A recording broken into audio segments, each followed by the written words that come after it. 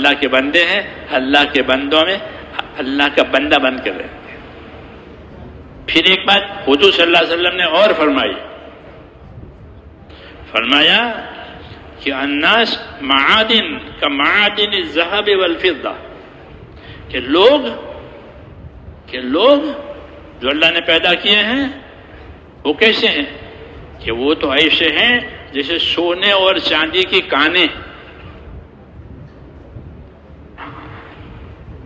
سونے کے کان میں سے سونا نکلتا ہے، چاندی کے کان میں چاندی نکلتی ہے۔ کہ لوگ جو اللہ نے پیدا کیا ہے وہ ایسے نہیں ہیں کہ ان کو ردی میں ڈالا جاوے، بلکہ یہ ایسے قیمتی ہیں جیسے سونے اور چاندی کی کانیں ہوتی کہ اس کو کھودے کو تو سونا نکلے گا، چاندی نہیں۔ ایسے اللہ تعالیٰ نے بندوں میں صلاحیتیں رکھی ہے۔ کیا رکھی ہے؟ ہاں، بندوں میں صلاحیتیں رکھی ہے، مردوں میں، عورتوں میں، غریبوں میں، مالداروں میں، کہ ان میں اللہ تعالیٰ نے صلاحیتیں رکھی ہے۔ دعوت کے اندر یہ خوبی ہے کہ دعوت کیا چاہتی ہے؟ کہ دعوت مجمع نہیں چاہتی، دعوت صلاحیت چاہتی ہے۔ دعوت کیا چاہتی ہے؟ صلاحیت، کہ مجھ کو تو صلاحیت والی ملے۔ ہاں، کہ دعوت کے ذریعے سے اور دین کی محنت کے ذریعے سے لوگوں کی صلاحیتیں حق پر آوے،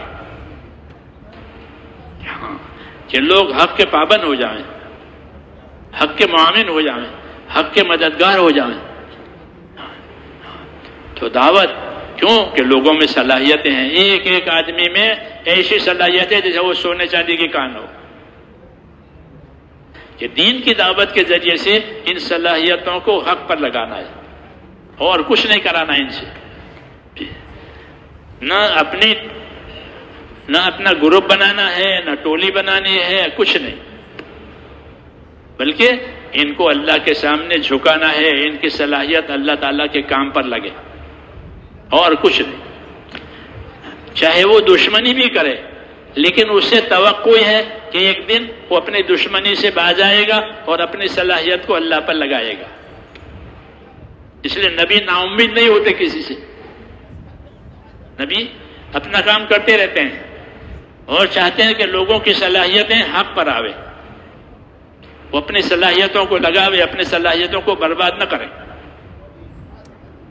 روایتوں میں ہے کہ خالد ابن ولید رضی اللہ تعالیٰ عنہ بڑے آدمی ہیں، بڑے قبیلے کے آدمی ہیں، قبیلہ مخزوم ان کا قبیلہ ہے، وہ طاقتور قبیلہ، یہ سارے طاقت والے ہیں قبیلہ مخزوم کے لوگ۔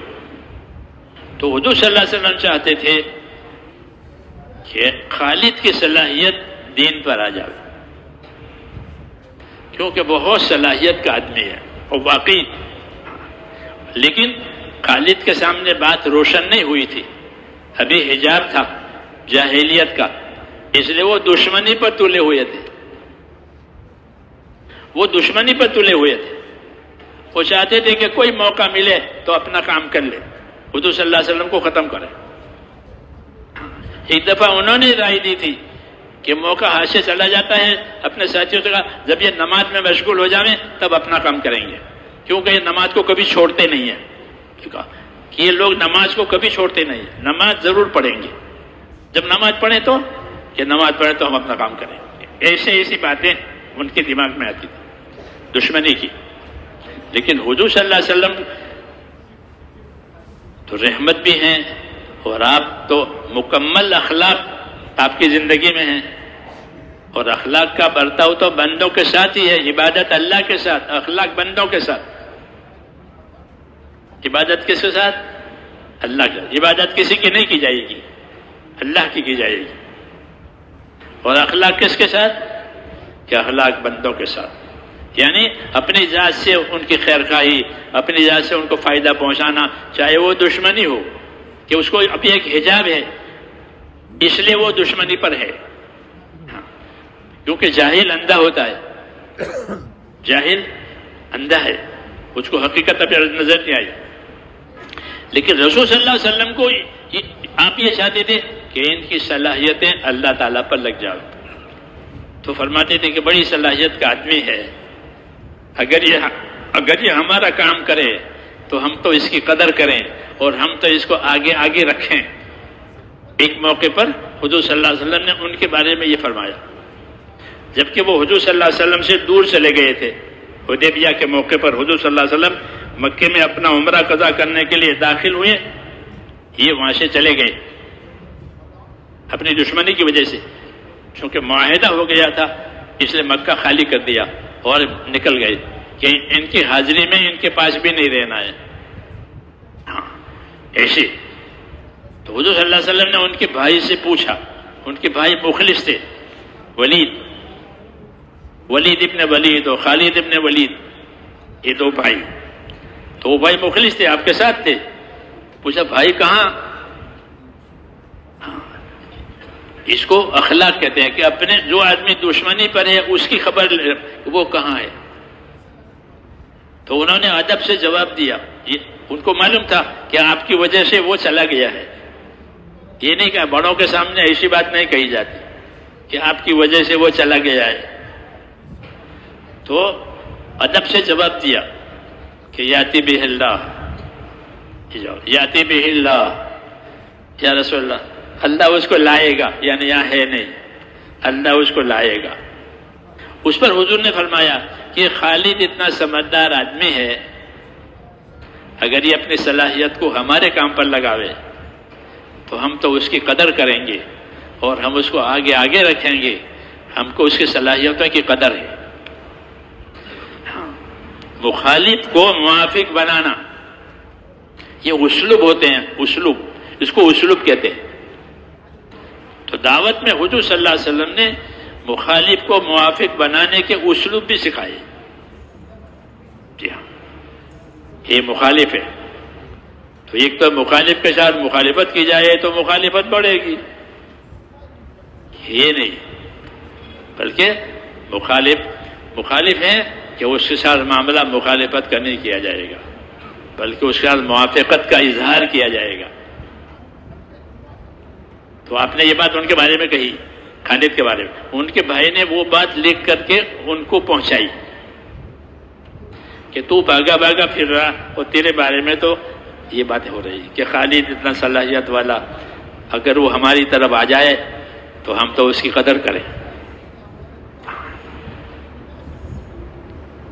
اس لیے کہتے ہیں کہ دعوت میں صلاحیتوں کا امالہ ہے اور حکومتوں میں صلاحیتوں کا ازالہ ہے، یہ کلیات کہلاتے ہیں۔ یہ دعوت میں صلاحیتوں کا امالہ کہتے ہیں صلاحیتوں کو حق کی طرف مائل کرنا۔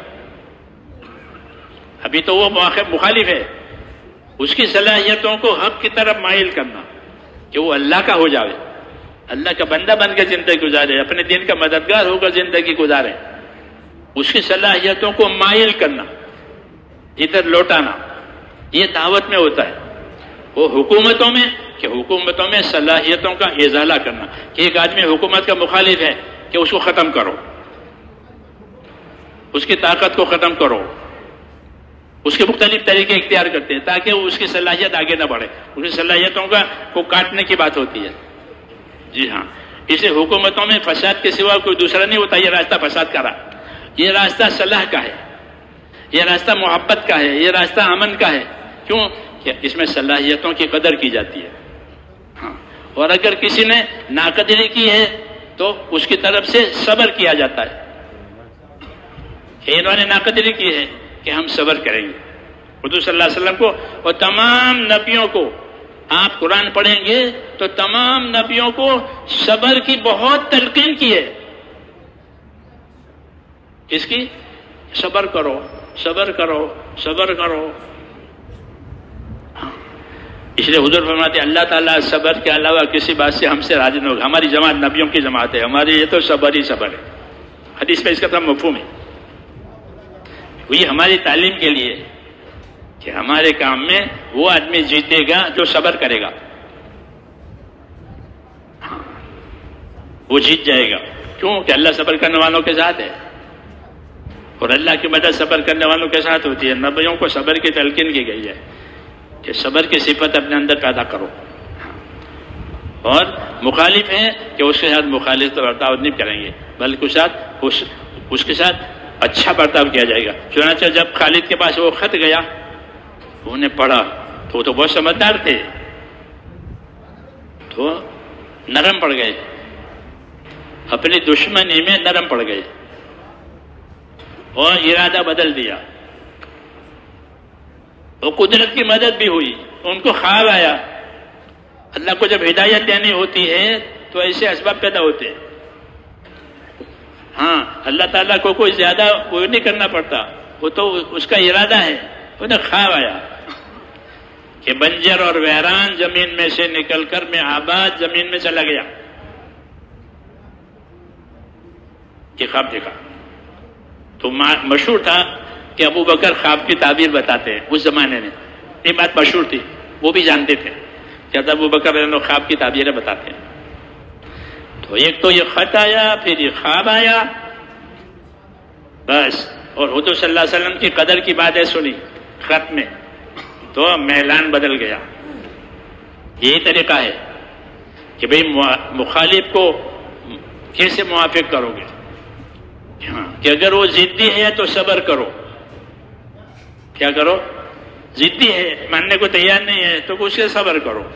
وہ ضدی نہیں ہے، اس کے مزاج میں کچھ ہے اعتدال، کہ اس کے ساتھ اپنا برتاؤ یہ کرو، نرمی کا، دل جوئی کا، دلداری کا، حق شناسی کا، تو اس کا دل مائل ہو جائے گا۔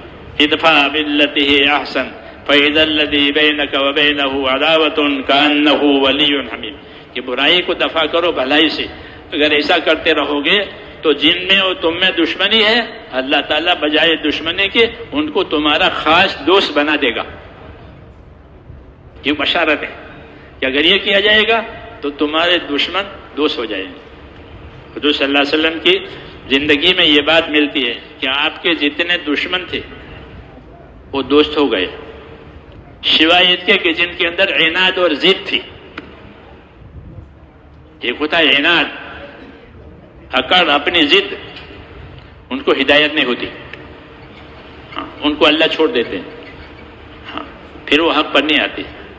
اور جن میں ضد نہیں ہوتی، ماحول کا اثر ہوتا ہے یا طبیعت کا اثر ہوتا ہے، تو پھر وہ اس قسم کے برتاؤ سے، اس قسم کے ماحول سے وہ نرم پڑ جاتے ہیں، پھر ان کی صلاحیتیں دین پر آ جاتی ہے۔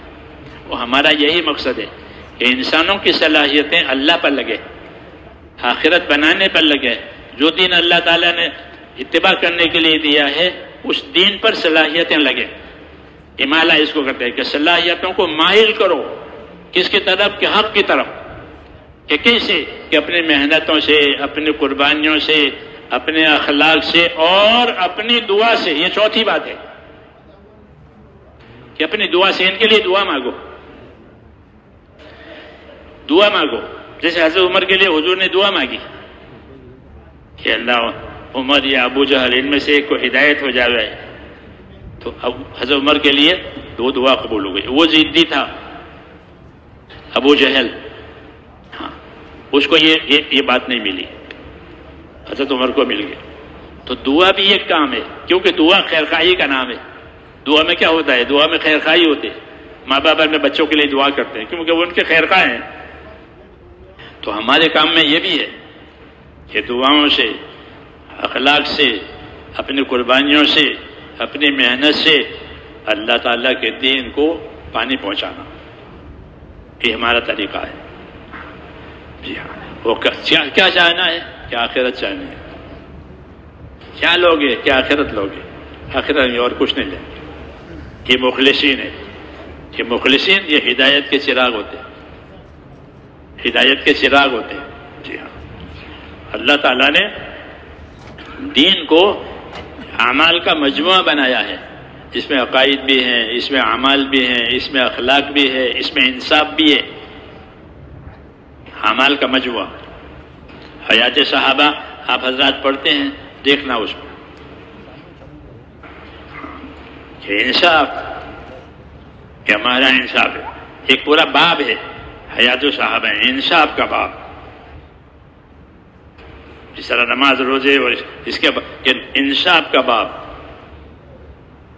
حضور کو حکم تھا کہ انصاف سے رہو. امرت لأعدل بینکم، مجھے حکم ہے کہ تمہارے اندر میں انصاف سے رہوں. کیوں کہ انصاف وہ چیز ہے جس سے حقوق زندہ رہتے ہیں. اگر انصاف نہ ہوا، ظلم ہوا، پھر حقوق کی پائمالی ہوگی. اس لیے حضور صلی اللہ علیہ وسلم نے انصاف کی دعوت دی ہے. قرآن نے انصاف کی دعوت، انصاف سے رہو. انصاف سے رہنے کا کیا مطلب ہے؟ کہ جو چیز اپنے لیے پسند کرو وہی دوسروں کے لیے پسند کرو، جو اپنے لیے ناپسند کرو وہ دوسروں کے لیے ناپسند کرو. اس کو کیا کہتے ہیں؟ اس کو انصاف کہتے ہیں. کہ اس سے کیا ہوگا کہ پلے دونوں برابر رہیں. انصاف، پھر معاشرے میں حقوق کی پائمالی نہیں ہوگی، بلکہ حقدار کو حق ملے گا. کہ جو چیز اپنے لیے پسند کرتا ہوں وہ اپنے بھائی کے لیے پسند ہوگا. کہ تو جو چیز اپنے لیے پسند کرے اپنے بھائی کے لیے پسند کر تو مومن بنے گا. ہاں، کہ ہم کو انصاف کا حکم دیا ہے کہ اللہ کے بندوں میں انصاف سے رہو. جو اپنے لیے پسند کرو وہ دوسروں کے لیے پسند کرو. اپنے لیے حق کو، ہدایت کو پسند کرتے ہو، ان کے لیے بھی حق کو ہدایت پسند کرو. اس لیے ان کی خیرخواہی کرو، ان کی دل جوئی کرو، تاکہ وہ بھی دین پر آ جائیں. ان کی ضرورتیں پوری کرو. انصاف جو ہے وہ تو حقوق کی ادائیگی میں پہلے نمبر پر ہے. کہ انصاف نہیں ہوگا تو ظلم ہوگا. انصاف نہیں ہوگا تو کیا ہوگا؟ ہاں، عادل اور جائر دو قسم کے حاکم ہوتے ہیں. عادل، جائر، انصاف کرنے والا، ظلم کرنے والا. یہ مقابل صفت ہیں اندھیرا اجالے کی طرح سے. ہم کو حکم دیا ہے کہ انصاف کے ساتھ رہو. کونوا قوامین بالقسط. دوست ہو، دشمن ہو، اپنا ہو، پرایا ہو، ہم کو انصاف کا حکم ہے کہ جو اپنے لیے پسند کریں گے وہ دوسروں کے لیے پسند کریں گے، جو اپنے لیے ناپسند کریں گے دوسروں کے لیے ناپسند کریں گے. اس کو کیا کہتے ہیں؟ اس کو انصاف کہتے ہیں. انصاف سے رہو. کونوا قوامین بالقسط. رشتہ داری ہو، غیر رشتہ داری ہو، انصاف سے رہو تاکہ حق کی پائمالی نہ ہو. انصاف کے اوپر احسان ہے. انصاف سے اوپر احسان، یہ اس سے بھی اوپر کا درجہ ہے جو اس امت کو حکم ملا ہے. انصاف سے رہو، احسان سے رہو. ان اللہ یامر بالعدل والاحسان. خطیب جمعہ کے دن پڑھتے ہیں عام طور پر کہ اللہ حکم دیتے ہیں بندوں کو. کیا حکم دے کہ انصاف سے رہو. بیوی بچوں میں بھی، اپنوں میں بھی، پرایوں میں بھی، کہ انصاف سے رہو. جو اپنے لیے پسند کرو وہ دوسروں کے لیے پسند کرو. اور انصاف سے آگے، کہ انصاف سے آگے احسان. یہ بندوں میں احسان کرو. احسان کرو یعنی اپنی جان مال سے انہیں فائدہ پہنچاؤ، اپنی ذات سے انہیں نقصان نہ پہنچاؤ. کسی کو ہماری طرف سے نقصان نہ پہنچے. حدیث شریف میں ہے کہ من اکل طیبا وعمل بسنت وامن الناس بوائقہ دخل الجنہ. کہ جو سنتوں پر عمل کرے، کس پر عمل کرے؟ رواج پر عمل نہ کرے، سنت پر عمل کرے. رواج جو ہے وہ سنت کی توڑ ہے. جب رواج پھیل جائیں گے سنتیں ختم ہو جائے گی. جی ہاں، رواج میں نہیں جائے، سنتوں پر رہے. نبی کریم صلی اللہ علیہ وسلم کے طریقے ہر کام میں ہے. سنت طریقے، جو سنت پر عمل کرے اور حلال کمائی کھائے اور لوگوں کو اس کی طرف سے کوئی ایذا نہ پہنچے، کہ یہ آدمی جنت میں جائے گا. یہ طریقہ بتائے. من اکل طیبا وعمل بسنت وامن الناس بوائقہ دخل الجنہ. سنت پر عمل ہو جاوے، حلال پاک کھانا ہو جاوے، اور لوگوں کو ہماری طرف سے کوئی ایذا، کوئی تکلیف، کوئی ناگواری نہ پہنچے. ٹھیک ہے، یہ جنت کے راستے پر ہے. یہ احسان کی بات ہے یہ کہ انصاف سے اوپر احسان، اور احسان سے اوپر ایثار، بندوں میں برتنے کی یہ باتیں ہیں کہ بندوں میں کیسے رہا جائے گا، کہ انصاف سے رہا جائے گا، احسان سے رہا جائے گا، اور ایثار، یہ سب سے اونچا جو انصار مدینہ نے اختیار کیا تھا۔ یہ انصار کی خصوصیت تھی کہ انہوں نے اللہ کے بندوں میں اپنے آپ کو صرف انصاف سے احسان سے نہیں رکھا، بلکہ اللہ کے بندوں میں اپنے آپ کو ایثار سے رکھا۔ ایثار کا مطلب یہ ہے کہ اپنی حاجت پوری ہو نہ ہو دوسروں کی حاجت پوری کرنی ہے، چاہے اپنی حاجت پوری نہ ہو، اپنی حاجت پامال ہو جائے، اپنی ضرورت پامال ہو جائے، لیکن دوسرے کی حاجت پوری کرنی ہے۔ اسے کیا کہتے ہیں؟ ایثار۔ تو انصار نے جو اللہ کے دین کی نصرت کی ہے وہ ایثار کی صفت سے کی ہے۔ نصرت کہ دین سیکھنا، دوسروں کو سکھانا، سیکھنے سکھانے میں مددگار بننا، تیار کرنا، یہ نصرت ہے۔ لیکن نصرت کی جو قسم سب سے اونچی ہے وہ انصار مدینہ میں ہے کہ انہوں نے اللہ کے بندوں میں ایثار سے کام لیا، کہ اپنی ضرورت کو نہیں دیکھا، اپنی ضرورت کو پامال کر دیا، لیکن دوسرے کی ضرورت کو پورا ہونے میں پوری کوشش کی کہ بھوکے بھی رہیں گے لیکن دوسروں کو کھانا کھلائیں۔ تو یہ صفات ہے جو حضور صلی اللہ علیہ وسلم کی برکت سے اللہ کے بندوں میں آئی ہیں، اور ہمارے سامنے اس کے تذکرے مذاکرے ہیں۔ کیوں؟ تاکہ یہ صفت ہمارے اندر کسی نہ کسی درجے میں آوے، اس کی نیت کریں۔ کیوں کہ دین میں تو صفات اصل ہے، صفات اصل ہے۔ اعمال جو ہے اس کی تمہید ہے کہ عمل کرتے کرتے آدمی میں صفت پیدا ہوتی ہے۔ جیسے ذکر کرتے کرتے ذاکر ہو گیا، غلط عمل کرتے کرتے، چوری کرتے کرتے چور ہو گیا، جھوٹ بولتے بولتے جھوٹا ہو گیا۔ تو عمل صفتوں کا دروازہ ہے کہ جتنی عمل کی پابندی ہوگی وہ اس لائن کی صفت اپنے اندر لاوے گا۔ اس لیے عمل کی پابندی کا حکم دیا ہے، یہاں تک کہ وہ عمل کہ وہ صفت بن جائے۔ پھر یہ صفت آدمی کے ساتھ آخرت میں جائے گی۔ عمل تو ختم ہو جائے گا، عمل ختم ہو جاتے ہیں، اور جو صفت بنی ہے وہ جاتی ہے ساتھ۔ اذا مات ابن آدم انقطع عنہ عملہ، جب آدم کا بیٹا مرا اس کا عمل ختم ہوا۔ نمازی تھا، نماز ختم ہو گئی، مر گیا۔ روزہ رکھتا تھا، روزہ ختم ہو گیا، مر گیا۔ ذکر کرتا تھا، مر گیا، ذکر ختم۔ لیکن جو صفت اندر پیدا ہوئی ہے کہ وہ اس کے ساتھ جائے گی، اس لیے عمل کو صحیح طریقے سے کرنے کا حکم دیا ہے کہ عمل بھی کرو، عمل کا صحیح طریقہ بھی اختیار کرو، عمل کی نیت بھی صحیح کرو، تاکہ یہ اچھی صفت اندر پیدا کرے کہ اللہ تعالیٰ کا تعلق پیدا ہو جائے۔ عمل کرتے کرتے کیا ہو جائے؟ اللہ کا تعلق۔ کہ اللہ کا تعلق کیا مطلب ہے؟ کہ اندر اللہ تعالیٰ کا خوف پیدا ہو جائے، تقوی پیدا ہو جائے۔ تقوی، اس کو تقوی کہتے ہیں کہ آدمی اپنے آپ کو پابند کرتے کرتے پھر اس کے اندر اللہ تعالیٰ صفت تقوی کی پیدا کرتے ہیں۔ پہلے صحیح راستے کی پابندی ہوگی، صحیح راستے کی پابندی کے نتیجے میں اللہ تعالیٰ اس کے اندر ایک خاص صفت پیدا کر دیتے ہیں، وہ تقوی اور ڈر کی کیفیت اندر پیدا کر دیتے ہیں۔ پھر وہ اللہ تعالیٰ سے ڈر کر کے چلتا ہے۔ کہ صحابہ کو کیا ملا تھا؟ کہ تقوی ملا تھا۔ کیا ملا تھا؟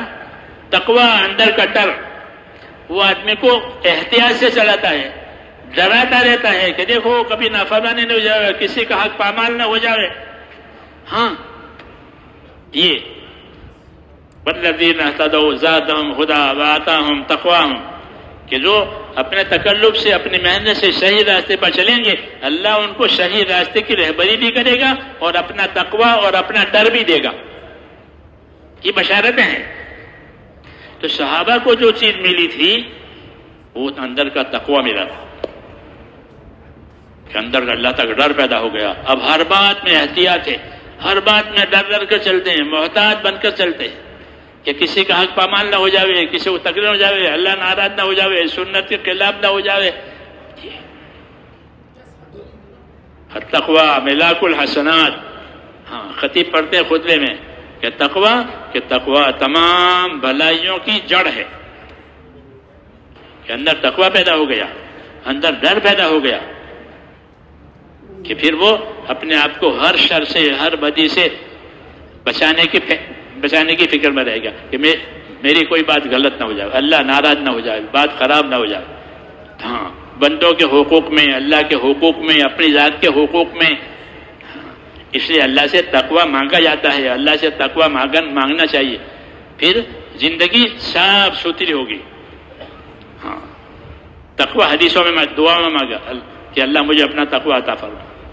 ہاں ایسا تقوی عطا فرما کہ جو مجھے تیری نافرمانی سے بچائے. جی ہاں ایسا ڈر عطا فرما جو مجھے تیری نافرمانی سے تک جانے نہ دے. جی ہاں ایمان کی محنت کا یہ اثر ہے. ہاں بالکل پکی بات ہے، دعویٰ نہیں کرتے لیکن بشارت کے درجے میں کہتے ہیں کہ ایمان کی محنت یہ ہوتی رہی صحیح معنی میں، اپنے آپ کو بڑا بنانے کی فکر نہ ہو، دوسری کوئی غرض نہ ہو، اللہ کے کام کو اللہ کے لیے کرنا. اس کے سلے میں ہدایت بھی ملے گی، یعنی 24 گھنٹے کی زندگی صحیح بھی ہوتی چلی جائے گی اور اندر اللہ تعالیٰ کا ڈر ہے. ابو بکر رضی اللہ عنہ کے بارے میں ہے کہ پوری امت میں سب سے بڑا تقوی والا ابو بکر ہے. پوری امت میں ایسا متقی کوئی نہیں ہے. وَسَيُجَنَّبُهَا الْأَتْقَى کہ اللہ کے جہنم سے دور کر دیا جائے گا اور بچا لیا جائے گا وہ بڑا پرہیزگار. کہ وہ بڑا پرہیزگار کون ہے؟ علماء امت تفسیر میں بھی اتفاق کرتے ہیں کہ سب سے بڑا پرہیزگار امت میں ابو بکر. ان کے لیے بشارت ہے کہ ان کا تقوی سب سے اونچا تھا. حضور صلی اللہ علیہ وسلم میں اپنے بارے فرماتے ہیں کہ میں تم میں سب سے زیادہ اللہ سے ڈرنے والا ہوں. ہاں اللہ کی عظمت سے ڈرنے والا ہوں، اللہ سے تم میں سب سے زیادہ ڈرنے والا ہوں. انی لاخشاکم اتقاکم. تو ایک صفت ملتی ہے میرے دوستو دین پر صحیح معنی میں یکسو ہو کر اخلاص کے ساتھ کرتے رہنے سے کہ اندر کا تقوی ملے گا. جو ہر بات میں انصاف بھی کرے گا، احسان بھی کرے گا، اپنی طاقت کے مطابق اپنے آپ کو صحیح چلائے گا. بندوں کے حقوق، اللہ کے حقوق، آخرت کی تیاری، یہ سب چیزوں کا سامان اس میں ہے. ہاں ایک ہی صفت اولئک الذین امتحن اللہ کہ یہ وہ قسم ہے صحابہ کی کہ ان کو اللہ تعالیٰ نے ان کے دلوں کو تقوی کے لیے خاص کر لیا. تو صحابہ کو جو نعمت ملی تھی وہ تقوی کی نعمت ملی تھی. اولئک الذین امتحن اللہ قلوبہم للتقوی. یہ وہ قسم ہے صحابہ کہ ان کے دلوں کو اللہ تعالیٰ نے اپنے تقوی کے ذریعے خاص کر لیا، کہ ان کے دلوں میں اپنا تقوی پیدا کر دیا. ہاں یہ چیز اللہ سے مانگنے کی ہے. کیا کرنے کی ہے؟ اللہ ہمیں اپنا تقوی عطا فرما، اپنا ڈر عطا فرما. ہاں کہ وہ ڈر ہمیں اللہ کے پاس لے جائے گا. دنیا سے کسی چیز سے ڈرتا ہے آدمی تو دور ہو جاتا ہے. سانپ کا ڈر، دشمن کا ڈر، آگ کا ڈر، یہ دور کرتا ہے. اللہ کا ڈر کہ اللہ کا ڈر آدمی کو اللہ کی طرف لے جاتا ہے. یہ خوبی ہے کہ اللہ سے ڈرنے والا کہاں جائے گا؟ کہ اللہ کی طرف جائے گا. وہ اللہ سے ڈر کر اللہ کے پاس جائے گا، توبہ کرنے جائے گا، معافی مانگنے جائے گا، عبادت کرنے جائے گا، دعا مانگنے جائے گا. اللہ سے ڈرنے والا اللہ کی طرف چلتا ہے. کسی چیز سے ڈرنے والا اس سے دور رہتا ہے، اپنے آپ کو دور کرتا ہے. ہاں ایمان کی محنت کی یہ تاثیر ہے. اس لیے میں یہ عرض کر رہا ہوں کہ اسے کیا ملے گا؟ کہ اسے اللہ تعالیٰ کا ڈر ملے گا. پھر آدمی حقوق کے ادا کرنے والا، احسان کرنے والا، جی ہاں ایثار کرنے والا، اپنے اپنے تقوی کے بقدر ان کے اندر یہ صفتیں پیدا ہوگی. ہاں اور یہ صفت ایسی ہے جو دلوں کو جوڑ لیتی ہے، دلوں کو جوڑ لیتی ہے. جی ہاں پھر اللہ تعالیٰ نفرتیں اٹھا لیتے ہیں اور محبتیں ڈالتے ہیں. جی ہاں جسے انصار مدینہ پہلے دشمن تھے، مشہور تھے ان کی دشمنیاں تاریخ میں، برسوں سے لڑ رہے تھے، پورا محاذ 2 قبیلوں میں قائم ہے، لڑتے رہے. اب آیا دین آیا اور انہوں نے اپنا کو دین میں لگایا صحیح معنی میں. اللہ نے ان کے حالات بدل دیے کہ ان کی دشمنیاں وہ محبتوں میں بدل گئی. وَأَلَّفَ بَيْنَ قُلُوبِكُمْ فَأَصْبَحْتُمْ بِنِعْمَتِهِ إِخْوَانًا. کہ اللہ کا احسان سوچو. اللہ نے انصار مدینہ سے کہا کہ اللہ کے احسان کو سوچو کہ تم تو دشمن تھے اور لڑتے لڑتے بگڑتے بگڑتے تم تو جہنم کے کنارے تک پہنچ گئے تھے. پھر تم کو اللہ وہاں سے بچا کر کے لایا ہے. فَأَنْقَذَكُم مِّنْهَا. تم کو اللہ وہاں سے بچا کر کے لایا اور حضور صلی اللہ علیہ وسلم کے ساتھ لگایا اور اس نعمت کی وجہ سے تم بھائی ہو گئے. فَأَصْبَحْتُمْ بِنِعْمَتِهِ إِخْوَانًا. نعمت کہ نعمت حضور صلی اللہ علیہ وسلم ہے. نعمت حضور صلی اللہ علیہ وسلم. اس نعمت کی وجہ سے تم بھائی ہو گئے. ہاں کہ حضور صلی اللہ علیہ وسلم کی تابعداری نے ان کے اندرونی حالات بدل دیے کہ ان کی محبت ان کی دشمنیاں محبت سے بدل گئی. عیسیٰ علیہ السلام کے زمانے میں جو لوگ تھے وہ بھی اپنے آپ کو نصارہ و انصار کہتے تھے, اب بھی کہتے ہیں. ان کے بارے میں اللہ تعالیٰ نے فرمایا کہ ان کے درمیان میں ہم نے دشمنیاں ڈالی ہے, ان کے درمیان میں محبتیں ڈالی ہے. اب قرآن پڑھو. کیوں کہ انہوں نے اپنے آپ کو اصولوں کا پابند نہیں کیا. عیسیٰ علیہ السلام کا ساتھ تو دیا, اصولوں کا پابند نہیں کیا, اپنے آپ کو آزاد بنا دیا. وَمِنَ الَّذِينَ قَالُوا إِنَّا نَصَارَىٰ أَخَذْنَا مِيثَاقَهُمْ فَنَسُوا حَظًّا مِّمَّا ذُكِّرُوا بِهِ فَأَغْرَيْنَا بَيْنَهُمُ الْعَدَاوَةَ وَالْبَغْضَاءَ. کہ اپنے آپ کو وہ بھی نصرت والا کہتے تھے, نبی کی نصرت, لیکن نصرت کا حق ادا نہیں کیا بلکہ اندر دوسری گڑبڑ کر دی. تو پھر کہ ان کو نصرت کا نتیجہ نہیں ملا. یہ لوگ نصرت کی وجہ سے بھائی ہو گئے, وہ نصرت کے نام سے آپس میں دشمن ہو گئے. ان کو دشمنی ملی, ان کو محبت ملی. کس وجہ کہ نصرت کہ انہوں نے نصرت کا حق ادا نہیں کیا بلکہ انہوں نے اپنی چلائی. کیا چلائی؟ اپنی چلائی. ہاں نصرت میں تو انصاف, احسان, اشار یہ چیزیں چلتی ہیں نصرت میں. وہ انہوں نے اپنی چلائی, اغراض پیدا کر دیے نصرت کے نام پر. تو بجائے محبت کے ان میں آپس میں دشمنیاں پڑی. فَأَغْرَيْنَا بَيْنَهُمُ الْعَدَاوَةَ وَالْبَغْضَاءَ.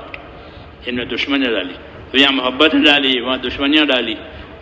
ہاں کام بنانے والی ذات اللہ کی ہے اور کوئی نہیں ہے. کام اللہ بناوے گا.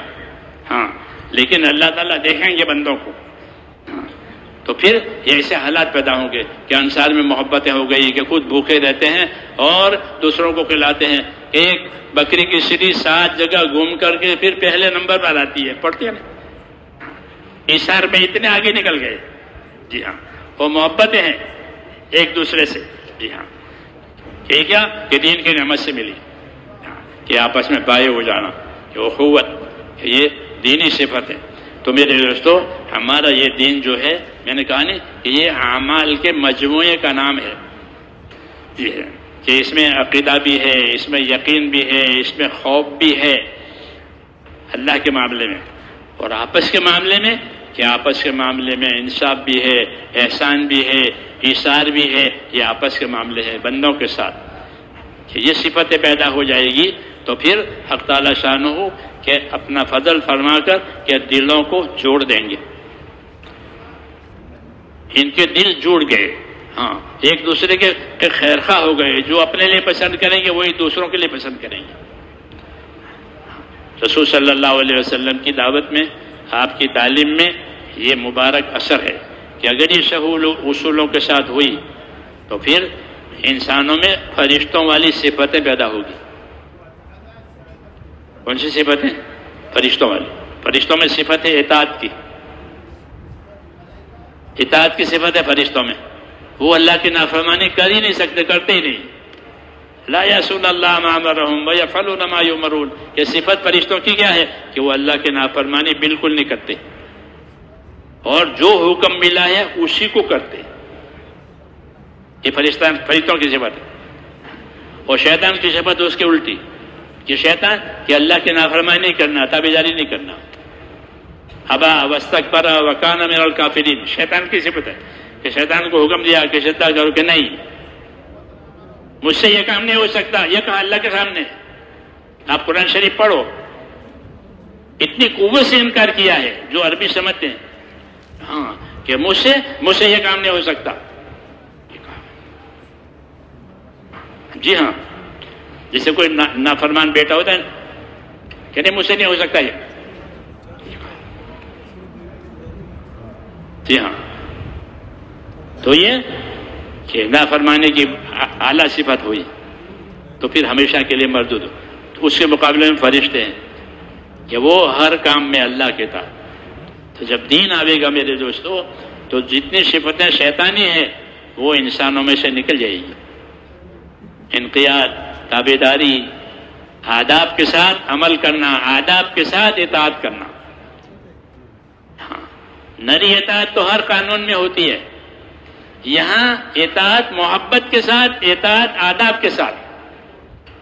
یہ دین میں اطاعت محبت کے ساتھ اور اطاعت ادب کے ساتھ. یہ دین میں ہے کہ کیسی اطاعت؟ محبت والی. اطاعت بھی کریں گے محبت سے، اطاعت بھی کریں گے ادب سے. کیوں کہ حکم کی عظمت ہے، اللہ کی عظمت ہے، رسول کی عظمت ہے، یہ صفت ہے. ایک مرتبہ حضور صلی اللہ علیہ وسلم ممبر پر بیٹھے ہوئے کچھ فرما رہے تھے، اتنے میں ابن مسعود مسجد کے دروازے سے اندر آئے، داخل ہوئے. جب وہ داخل ہوئے تو انہوں نے حضور کی بات سنی، اجلسو، بیٹھ جائیے. تو وہ دروازے پر ہی بیٹھ گئے، آگے قدم نہیں بڑھا. دروازہ بیٹھنے کی جگہ نہیں ہوتی، وہ تو آنے جانے کی جگہ ہوتی ہے. لیکن حکم ملا کہ اجلسو، بیٹھ جائیے، تو وہیں بیٹھ گئے، آگے نہیں بڑھے. کیوں کہ حکم آیا.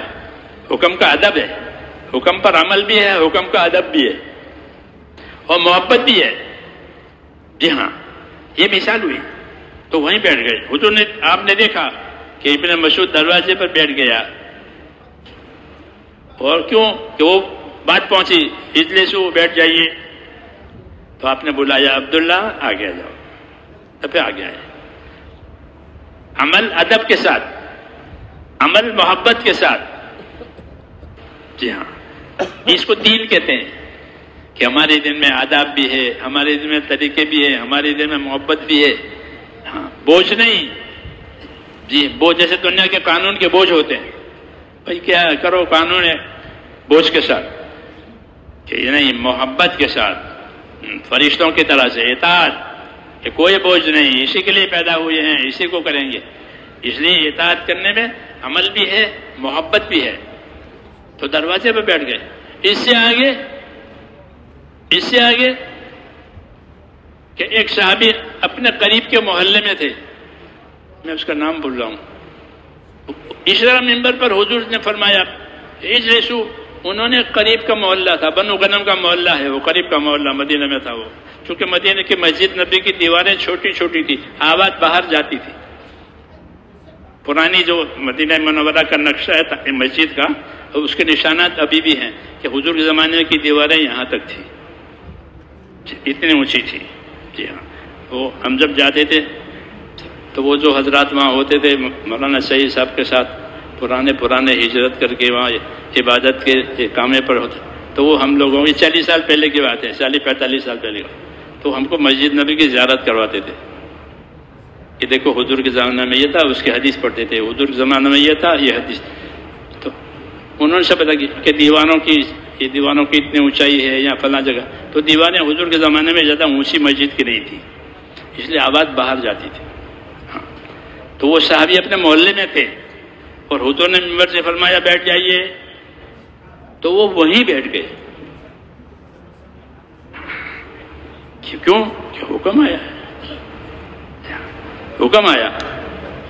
لوگوں نے کہا ان کا نام لے کر کے کہ وہ صاحب انہوں نے وہاں آپ کا سنا بیٹھ جانے کا حکم، تو وہ وہاں بیٹھ گئے ہیں محلے میں. بنو غنم کا محلہ کہلاتا تھا وہ. حضور صلی اللہ علیہ وسلم نے یہ بات سن کر کے ان کو دعا دی. کیا دی؟ نبی کے ہاں بڑی چیز ہوتی ہے، کسی کو دعا دے دی. کیا دعا دی؟ کہ اللہ تعالیٰ ان کے اطاعت کا جذبہ اور زیادہ کرے. یہ دعا ملی. ہاں، نبیوں کے پاس سے دعائیں ملتی ہیں. کسی بات پر خوش ہو کر دعا دے دی کہ اللہ تم کو یہ کر. ہاں، تو دعا کے منتظر رہتے تھے. وہ دعا سے بڑی تسلی ہوتی تھی. ان صلاتک سکن لہم، کہ آپ کی دعائیں ان کے لیے بڑی تسلی کا سامان ہے. تو دعا مل گئی کہ اللہ تعالیٰ ان کی اطاعت میں اور ترقی دے. تو میں نے کہا یہ مثال تھی کہ اطاعت بھی ہے اور محبت بھی ہے، آداب بھی ہیں. اس طرح زندگی کہ صاف ستھری ہو گئی. کیسے ہو گئی؟ صاف ستھری، ایمان والی، عمل والی، آداب والی، اخلاق والی، اخلاص والی، ستھری زندگی. حدیثوں میں ہے اللہم انی اسألک عیشۃ نقیہ، اے اللہ میں آپ سے صاف ستھری زندگی چاہتا ہوں. یہ دعا سکھائی ہے، عیشۃ نقیہ، اے اللہ صاف ستھری زندگی دے. کسی کا حق میں گرفتار نہیں، اللہ کے حق میں گرفتار نہیں، صاف ستھری زندگی. جی ہاں، گناہوں میں ملوث نہیں. جی ہاں، دوسری غلط صفتوں میں مبتلا نہیں. اللہم انی اسألک عیشۃ نقیہ، اے اللہ میں آپ سے صاف ستھری زندگی مانگتا ہوں. یہ سکھایا ہے ہم کو کہ ہم اللہ سے مانگیں. یہ حضور صلی اللہ علیہ وسلم کی زندگی تو ہے صاف ستھری، وہ تو سارے عالم کے لیے نمونہ ہے.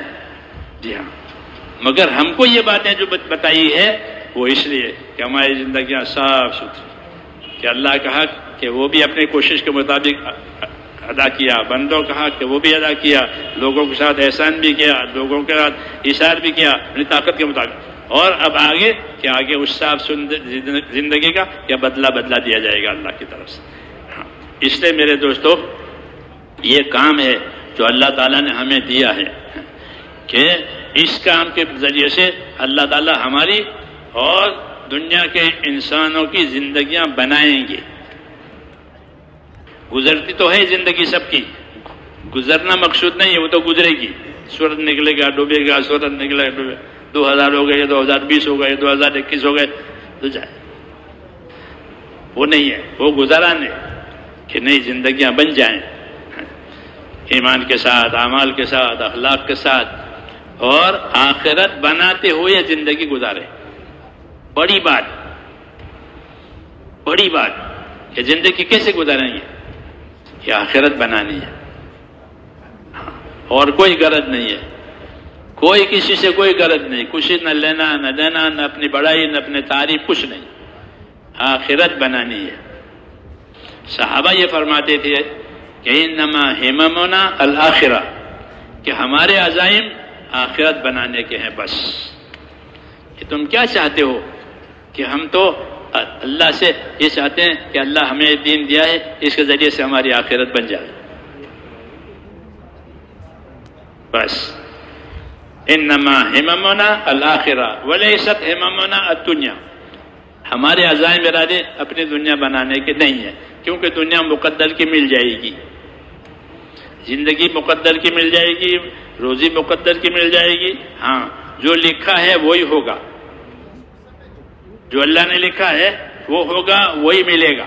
اس میں کوئی تبدیلی نہیں ہوتی. ہاں، اس لیے اللہ کے حکموں کو سامنے رکھ کر کے دنیا میں اپنی زندگیوں کو گزارنا ہے، کیونکہ دنیا ذمہ داریوں کے پورا کرنے کی جگہ ہے، آخرت بدلہ پانے کی جگہ ہے. یہاں ذمہ داریاں آئے گی، وہی بندہ اچھا لگے گا جو ذمہ داری پوری کرے. جی ہاں، اور مدد اتنی ہی آئے گی جتنی ذمہ داری پوری کی جائے گی. جی ہاں، جتنی ذمہ داری پوری کی جائے گی اتنی مدد آئے گی. المعونۃ علی قدر المعونہ حدیث پاک میں ہے کہ اللہ کی مدد اتنی ملے گی جتنی ذمہ داری پوری جائے گی. دعاؤں میں بھی اتنی قبولیت آئے گی جتنی ذمہ داری پوری کی جاتی ہے. کہ دعا عمل کا ثمرہ ہے کہ آدمی عمل کرتا ہے، اللہ اس کی وجہ سے اس کی دعائیں قبول کرتا ہے. جیسے روزے دار کی دعا افطار کے بعد قبول ہوتی ہے، حج میں حاجی کی دعا قبول ہوتی ہے، نماز کے بعد دعا قبول ہوتی ہے. تو اعمال جو ہے وہ دعاؤں کی قبولیتوں کا ذریعہ ہے. ہاں، اور دعا سے اللہ کی مدد لینی ہے. دعا سے کیا لینی ہے؟ کہ دعا سے اللہ کی مدد لینی ہے تاکہ اللہ کے دین پر قائم بھی ہو جائیں اور دین بھی روئے زمین پر دین بھی قائم ہو جائے. ہاں، کہ دین کے بارے میں جو کمی کوتاہی ہم سے ہو رہی ہے اس سے ہم نکل جائیں. خروج فی سبیل اللہ، اللہ کے راستے میں نکلنا یعنی اپنی کمی کوتاہیوں میں سے نکلنا، اپنی خواہشوں میں سے نکلنا.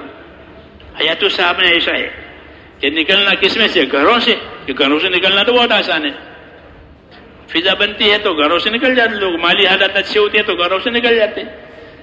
کہ نہیں وہ بھی ٹھیک ہے، لیکن اصل کہ اپنی خواہش کے مقابلے میں حکموں پر اپنے آپ کو ڈالنا، خواہشوں میں سے نکلنا. مختلف خواہشیں ہوتی ہیں، بڑا بننے کی خواہش ہوتی ہے اور مختلف خواہشیں ہوتی ہے. سمندر ہے اندر خواہشوں کا. جی ہاں، کہ خواہشوں میں سے نکل کر حکموں پر آنا. ہاں، کہ اب حکموں والے بن گئے، خواہشوں والے نہیں. خواہش کی جگہ جنت ہے. خواہش کہاں پوری ہوگی؟ کہ خواہش جنت میں، ہر خواہش جنت میں پوری ہوگی. ہاں، اور کوئی امید جہنم میں پوری نہیں ہوگی. کوئی امید جہنم میں پوری نہیں ہوگی، مایوس رہیں گے. اور جنت میں کہ جنت میں ہر خواہش پوری ہوگی. لہم ما یشاؤون فیہا، کہ اس میں وہ ملے گی جو یہ چاہیں گے، ان کی خواہش ہوگی وہ دی جائے، بلکہ اس سے مزید دی جائے گی. یہ وعدے کیے گئے ہیں. تو ایمان والے جو ہوتے ہیں وہ آخرت والے ہوتے ہیں. ایمان باللہ والیوم الآخر یہ اصل ہے کہ اللہ اور آخرت سامنے رکھ کر زندگی گزرے. ہاں، یہ مقصود ہے. اس میں اللہ کے حقوق کی ادائیگی، بندوں کے حقوق کی ادائیگی، اپنے حقوق کی ادائیگی، اور پھر اس کو احسان اور اخلاص کے ساتھ. ہاں، کہ اس سے پھر حق تعالیٰ شانہ کے یہاں سے قبولیت ملتی ہے، اس کے درجات دیے جاتے ہیں. وَلِكُلٍّ دَرَجَاتٌ مِّمَّا عَمِلُوا، ہر ایک کو اپنے عمل کے حساب سے اللہ تعالیٰ درجات دیں گے. جس طرح ثواب دیتے ہیں درجات بھی دیتے ہیں. ہاں، تو صحابہ کرام رضی اللہ تعالیٰ عنہم کو اس کا حرص تھا کہ ثواب بھی ملے، درجات بھی ملے اور اللہ تعالیٰ کی رضامندی بھی ملے. اسی کو سامنے رکھ کر کام کرنا کہ یہ مخلصین کا شیوا ہے، یہ مخلصین کا طریقہ ہے. اور اس کی وجہ سے، ان کے اخلاص کی برکت کی وجہ سے صحیح راستے کی ہدایت اور رہبری دنیا کے انسانوں کو ہوگی. المخلصون ہم مصابیح الہدی، کہ جو اخلاص والے ہیں وہی ہدایت کے چراغ ہیں. انہی سے لوگوں کو صحیح رہبری اور روشنی ملے گی کہ وہ باطل سے حق پر آ جائیں گے اور غلط سے صحیح پر آ جائیں گے. روشنی ملے گی. روشنی میں آدمی ٹھوکروں سے بچ جاتا ہے. ایسے ہی صحیح راستے کی رہبری ہو جاتی ہے مخلصین کی وجہ سے. اس لیے انبیاء کرام نے اس کی دعوت دی ہے، اس کی تعلیم دی ہے کہ اپنے عمل میں اخلاص بھی پیدا کرنا ہے، استقامت بھی پیدا کرنی ہے، اور احسان اور انصاف کہ یہ صفتیں ہمارے اندر پیدا ہو جائیں. یہ نیت کر کے اپنے آپ کو اس میں چلانا ہے اور اللہ سے مانگنا بھی ہے، کیونکہ اللہ دیں گے تو ملے گا. اللہ دیں گے تو ملے گا. اللہ کے دین اصل ہے، محنت تو اس کا ذریعہ ہے. محنت اس کا ذریعہ ہے، اصل تو اللہ دے گا. اس لیے کہتے ہیں دعائیں مانگو اللہ تعالیٰ سے. ہاں، کہ ساری حالات اللہ ہماری ٹھیک کر دے. اللہم اصلح لنا شاننا کلہ، کہ اللہ ہماری ساری حالتیں ٹھیک کر دے. یہ دعا سکھائیے، ساری حالتیں ٹھیک کر دے، شخصی بھی اجتماعی بھی. تو کام بھی ہوگا اور کام کے ساتھ دعا بھی ہوگی. تو پھر حق تعالیٰ شانہ کی رحمتیں متوجہ ہوگی، نصرتیں آئے گی. ہاں، نصرت آتی ہے تو حق جو ہے ترقی کرتا ہے. نصرت کا یہ اثر ہے کہ حق ترقی کرتا ہے. کہ نصرت کی مثال بارش کی ہے. زمین پر بارش برسی تو زمین کی اگنے والی چیزیں اگ کر کے اوپر آ جاتی ہے، وہ اپنا نتیجہ دکھاتی ہے. نصرت کہ پانی کی طرح سے ہے. نصرت کا ترجمہ عربی میں پانی دینے کے ہیں. عام طور پر لوگ نصرت کا ترجمہ مدد سے کرتے ہیں کہ نصرت میں مدد، وہ ٹھیک ہے، متبادل معنی ہے وہ، لیکن اس کا اصلی معنی کہ پانی دینا. اس لیے دین کی نصرت کرنے کا معنی یہ ہوا کہ دین کو پانی دو. جس طرح زمیندار زمین کو پانی دیتا ہے موقع پر تو پھر اس کی پیداوار اوپر آتی ہے. ہاں، پیداوار اوپر آتی ہے اور اس کا نفع اس کو حاصل ہو جاتا ہے. اس لیے مسلمانوں کو بھی حکم دیا ہے اللہ تعالیٰ کہ وہ اپنے دین کے مددگار رہیں، اپنے دین کو پانی پہنچائیں، اپنی محنتوں سے، اپنی دعاؤں سے، ہاں، اپنی قربانیوں سے ان کو پانی پہنچائے. تو پھر حق تعالیٰ شانہ لوگوں کے دلوں میں دین کو ایسا اگائیں گے جیسے زمین پر سبزہ اگتا ہے کہ دشمن دوش ہو جائے گا،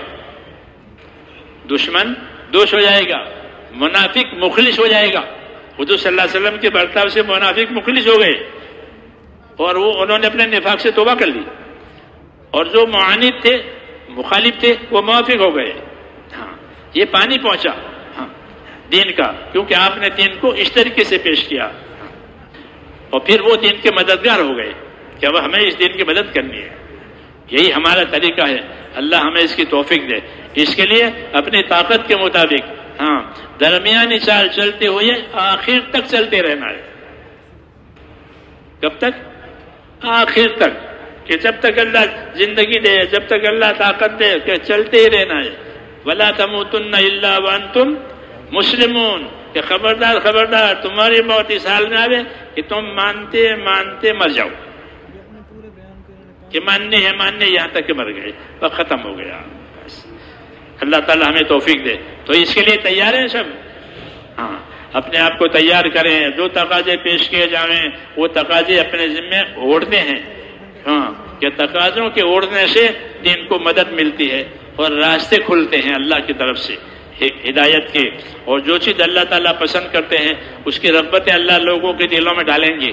ان کو اپنی زندگیوں پر ندامتیں ہوگی جو دوسرے راستے پر ہیں. وہ ندامت سے پھر حق راستے پر آتے ہیں. ندامت بھی اللہ ان کے دلوں میں ڈالتے ہیں. یہ اللہ کی طرف سے ہوگا صحیح محنت کے نتیجے میں. تو اب اس کے لیے آپ حضرات تیار ہیں؟ اب جو تقاضے آپ کو دیے جائیں گے انشاءاللہ آپ اس کو پورا کریں گے.